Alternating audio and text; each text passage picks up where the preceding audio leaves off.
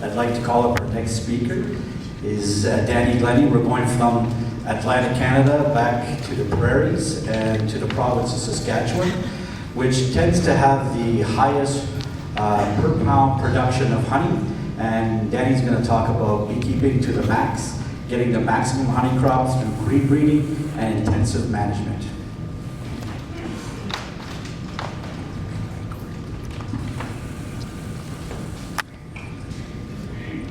Hi there.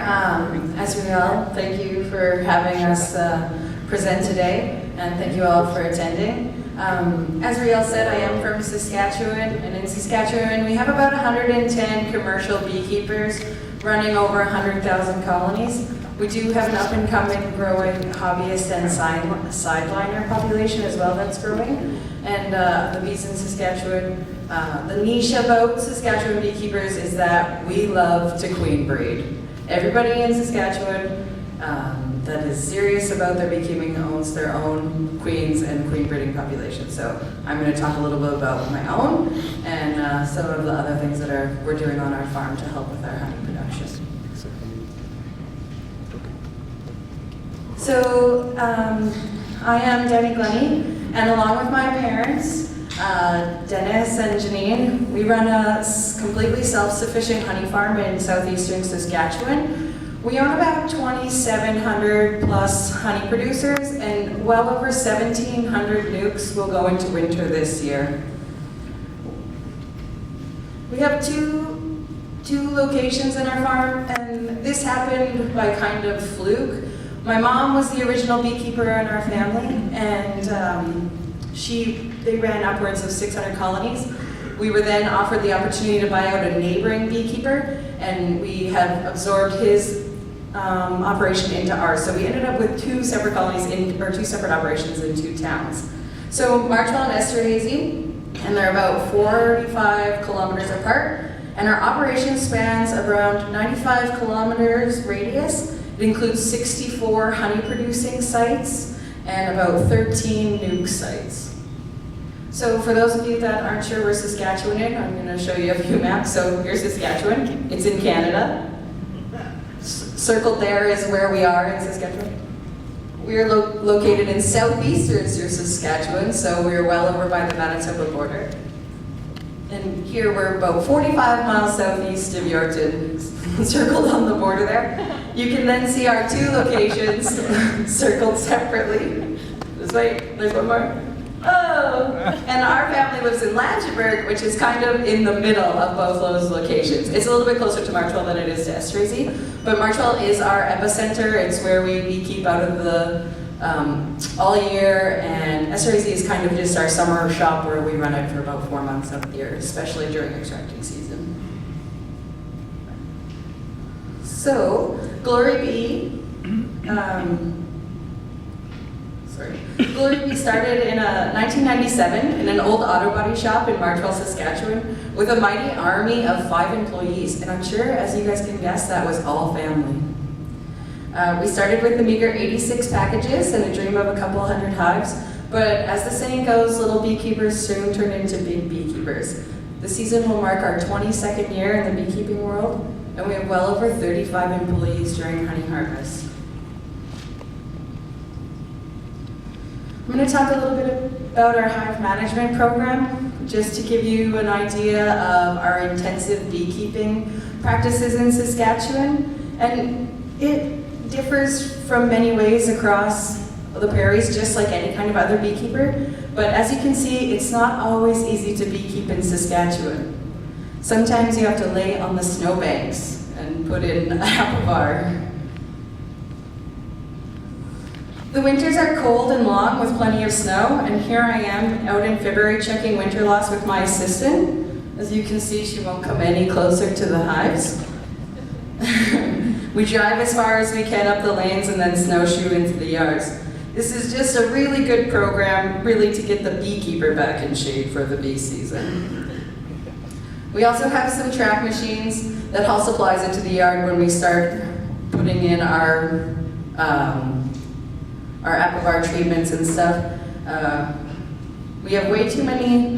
One year we had a big blizzard, And we had to create tunnels into the yard. I had to send my dad out 2 weeks before the beekeeping crew, and he created all these paths just so that we could get into the bee yards. The snowbanks were well over the side of the truck, and there were even parts where we had to like fold the mirrors on the truck to get around the corner into the bee yard. So the first round of hive work in our hive management program starts in the middle of March and goes to the beginning of April. We visit every yard site, and we're checking winter loss, medicating for varroa mites, putting pollen patties on, and filling pollen feeders. And this includes all of our nuke yards as well. We treat our nukes as we treat our hives, as the nukes will be this year's brand new queens and will hold the most and the biggest crops. Once complete, we start back at the beginning of our hive work round, and we just start right back at the next part and to our second round. So in our second round, a little less snow, a little bit easier to get into the yards. Our second round of hive work, we begin by cleaning the wax on the frames and the colony. Wax is a make-work project in our operation, and my dad prefers the waxless colonies. And so we clean all the wax, the bridge comb. We then check from the top bars down of brood production has started, and also we check for feed that way. We try not to pull any frames and things like that because the weather is still very cool, and unless there is a problem with that hive, we won't disturb it. If we don't see any brood from the top, we will inspect the colony more in-depthly to decide if we will need to put a nuke in, and we'll replace queens in those colonies that are either queenless or drone layers. And we just do we're hauling nukes with us steadily to the yards. We start our queens early. We start replacing our queens early in the season so they have time to build up. I like to think of this round quite a bit as us just being in our bees. We're there, we're watching them grow, we're seeing how they're developing, and it just lets you be in the bees. We believe it's important to have a watchful presence in our colonies and making sure they are steadily healthy and constantly getting stronger. Our third round of hive management is for intensive queen and hive evaluation. So here in this one, we split our top and bottom double brood chambers. In the top box, we clean the wax off the bottom. You can see in the second photo here that we clean all the wax off the bottom frames in case you have to pull a frame out of the top box. That way you're not rolling any queens, squishing any bees. It's just a little bit of a smoother operation. And we also count the brood frames in the colony to make executive decisions about the strength of that hive and stuff. We then evaluate the frames in the bottom box by brood patterns, populations, and how the queen is doing in that colony. At this time, we also clean off the bottom boards, so we tip the hive back, your helper gets the scraper, we clean off all the dead bees. We'll add honey frames if needed also to the bottom box, and we'll pull old brood comb and replace it with new white comb, just as a part of our disease control programs. We count the total of brood frames, top and bottom box, and we evaluate the populations and the queen. We will take a frame of brood from a strong one and a shake of bees, and we will add a frame of brood and a shake of bees to another hive that's a little bit weaker, just a little more equalizing, or we'll replace the queen entirely with an already established nuke colony. In our operation, we keep a very strong rating program, so every colony in our operation is rated out of 2 due to 2 boxes. And it also marks if we've taken a frame or not, or added a frame. And this allows any beekeeper in our operation to be sent to a yard with a problem. They are able to look at the ratings on the box. We also keep the honey production on the sides of the boxes, and through those 2 rating systems, they are able to make informed decisions about that queen, her history, her genetic code, her time kind of thing, like it tracks everything that we want in our operation. We also, here on the second photo, we also initial the hives that we work. Every beekeeper in our operation is allocated hives in every yard, and we work those hives in every yard every year. There are years where you get stuck putting in a few too many nukes and somebody takes over your colonies, but you just elbow them back out of the way next year and take back your hives. I'm sorry, lost my spot here. This not only lets us get to know our queens and our populations, but also creates competition during the honey season and bragging rights for the winter should your colony haul a big load of honey. So during the fourth round of our hive management program, the crew breaks off into different jobs. Here we have hive checking, queen raising, and supering. Our hive checking in our operation never stops. As soon as we start at the beginning or finish at the end, we start right back at the beginning. So this is the end of May, beginning of June, and our hive checking team continues this on till harvest.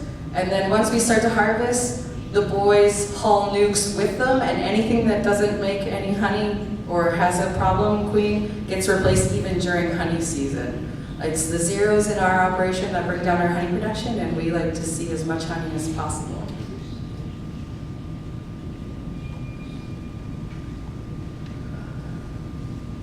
Oh, I'm sorry, I missed this slide. I just pretty much explained it. So, virgins happen all the time, right? Like, it's important. You just never know when a hive's going to requeen. Virgins or queens fail regularly, and queens can get pinched to see, especially when the boys are putting on supers. Sometimes they can be a little rough. So our queen breeding program and nuke maintenance. I learned to raise queens in the summer of 2002. I was 17 years old, and my mentor was Sasha Howland. She was a generational beekeeper who had already successfully set up and run her breeding program for multiple years. She was my very first beekeeping friend, and we instantly had a connection as a second generational beekeeper. Here are some pictures of me and Sasha at conferences we attended.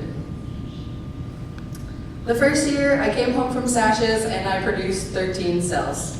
We all have to start somewhere, and this was just a stepping stone into our program. I knew by the 13 cells that I could do it, and every year I just kept trying to do more and more and more.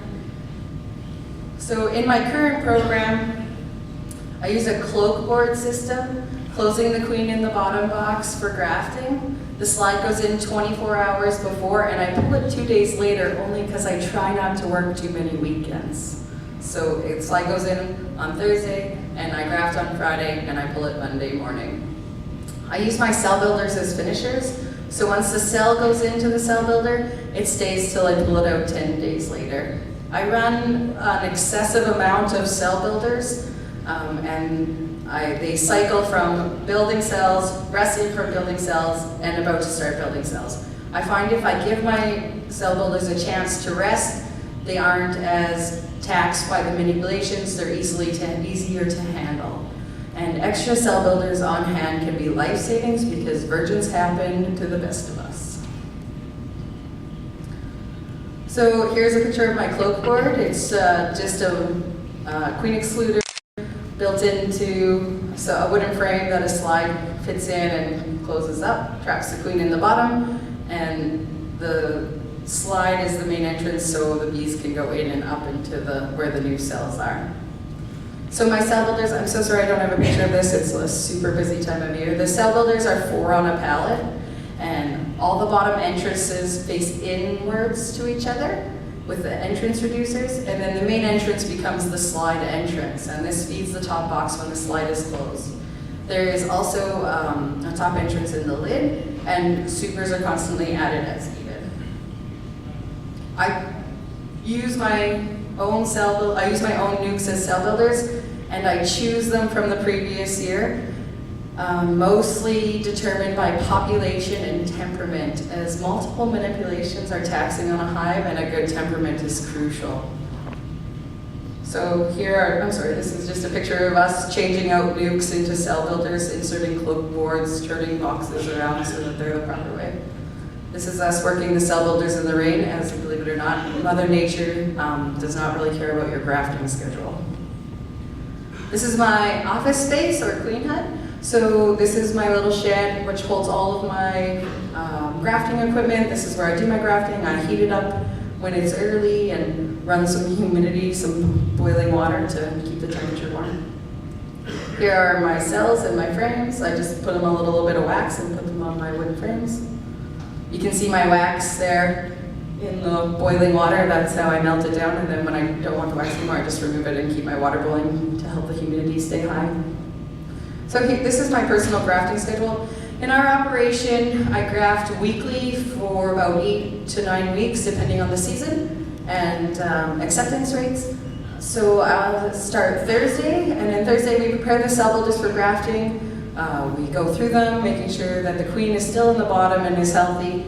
We will make sure that the top has a little bit of brood. I don't want too much brood up there because I want them to be brood scarce. And then we insert the slide and put it all back together, feeding them and leaving a space for our grafting bar, which will come tomorrow. I also count the cells from the previous graft, and I go through those cell builders and I kill any rogue cells that those cells have been building that aren't on my grafting bar. Friday then I graft into 12 to 16 cell builders, approximately 30 cells in a cell builder, and I'm using about 6 to 8 breeders, depending on the graftable age larva. I don't have breeders in my yard. I go out and I source breeders from our honey producing yards, in which they stay out there proving their worth, keeping track of their records, and I just bring frames home as I need. So then on Monday I come to work, I pull the slides, and then a week from Monday I pull the cells and place them into nukes with a frame of brood, bees, and a pheromone strip. Here are some of my 6 framers, brand new, and as you can see they have a little ticket with their genetic line on it. We keep entrance reducers on pretty much till August. They pretty much only come on for about 3 weeks, and then they go right back on. All the queens I make are put into 6 frame boxes, or three-way queens in a box, so 3 queens in a box. And this is how we start new hives, with 1 frame of brood and 2 frames of bees that we ship into the brood containers. Nukes are built up over the summer and then overwintered to cover our next year losses. We use them to replace failing queens, drone layers, anything that we think isn't going to make us a decent crop. I make enough nukes so that I also have broodmare nukes. So when I'm saying I'm taking a frame of brood and starting a new hive, I'm only taking it from nukes. So I make nukes from my nukes, never touching my honey producers. That way they're able to haul the best crop they can. Here's the nuke team. So sitting on the ground is Jose. Jose is my right-hand man. He's been with me now 7 years. And Alejandro as well joined us a few years ago. Jose could graft. He had grafted in the US before he came to us, and we've recently taught Jose and 2 other people on the farm how to graft this summer. There's a picture of one of my nuke yards, storms rolling in, so I took this photo and then we got to work. So selecting my breeders, I pick breeders after watching them for 2 to 3 years, and this is where our record keeping really comes into place, showing me the strongest colonies and the best honey producers in that yard. And I find that multiple breeders keep inbreeding to a minimum, and I'm always outsourcing breeders. I'll get breeders from neighbors, friends, genetic lines from universities, things like that, just to help our program. Our queen raising starts the end of May, runs till the end of July. So the early ones get big pretty fast, and we start to put supers on them. And then once you put supers on them, you have to take the supers off as they get full. So we also harvest our nuke honey, but we save most of it to use next year in our honey producers. We clean the frames up, use them to build nukes, that kind of stuff. So we do extract a little bit of it, but not a whole bunch. Overwintering. These are 2 pictures. One is outside, so those 6 are all pushed together ready for a wrap and insulation and plywood.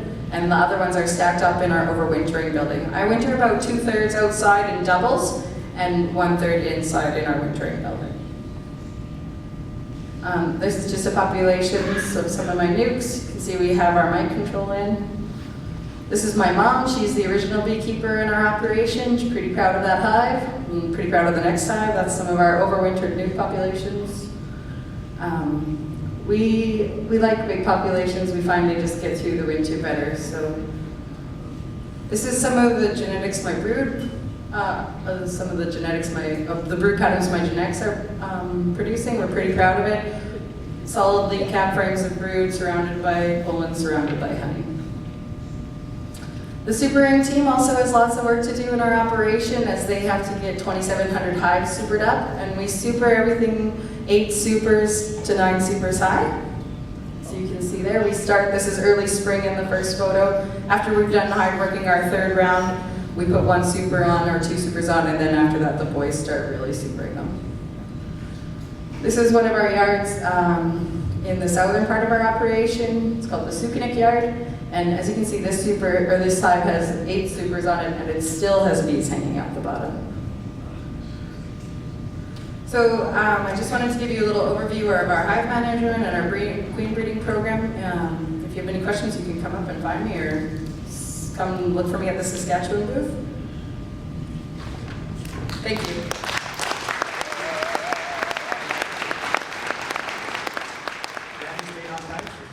With a question. We are asking that if you have a question, come to one of the floor mics here. There will be an opportunity to ask questions at the end as well too. I don't believe that one has a mic, so you'll have to come to this one.